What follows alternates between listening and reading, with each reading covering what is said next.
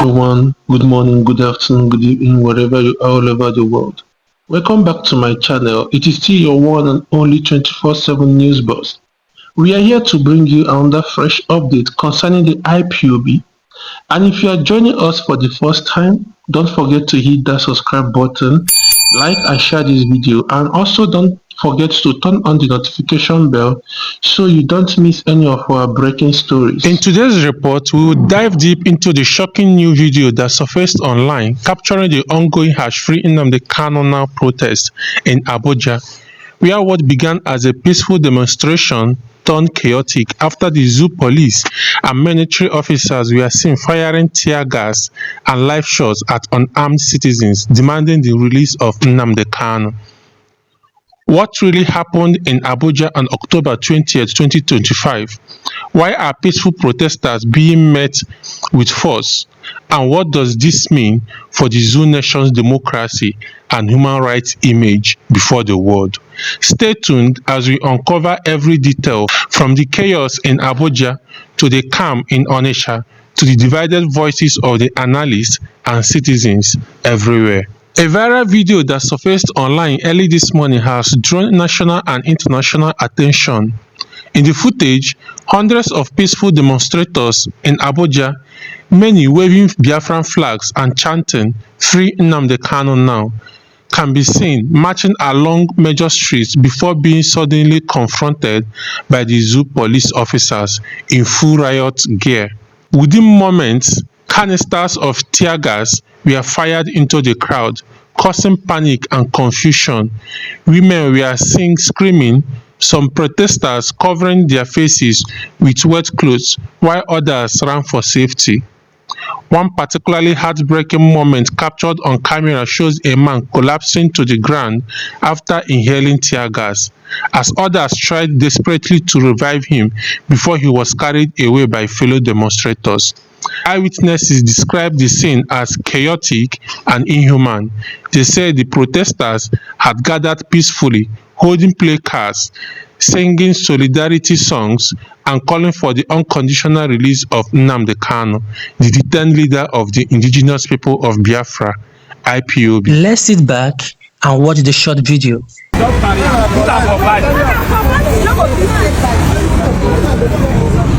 gas or what? It's tear gas. Tear gas. Yes. They throw tear gas? Yes. Why? I mean, people will go down. Give me. I mean, go down.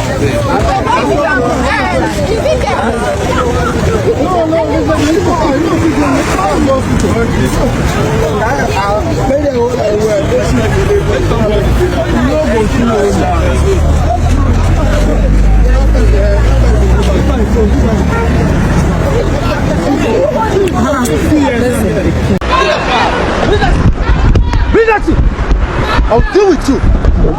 I'm a media man. I'm a media man. I'm a media man. I'm a press man. I'm a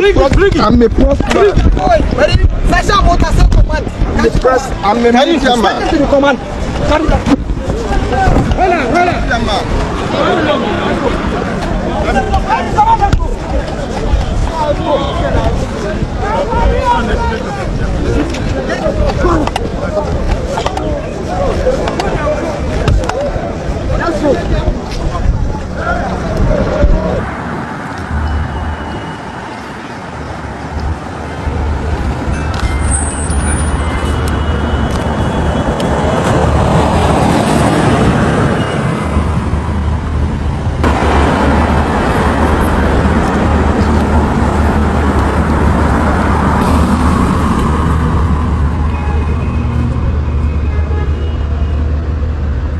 However, despite the non-violent nature of the march, the zoo nation security officers responded with force.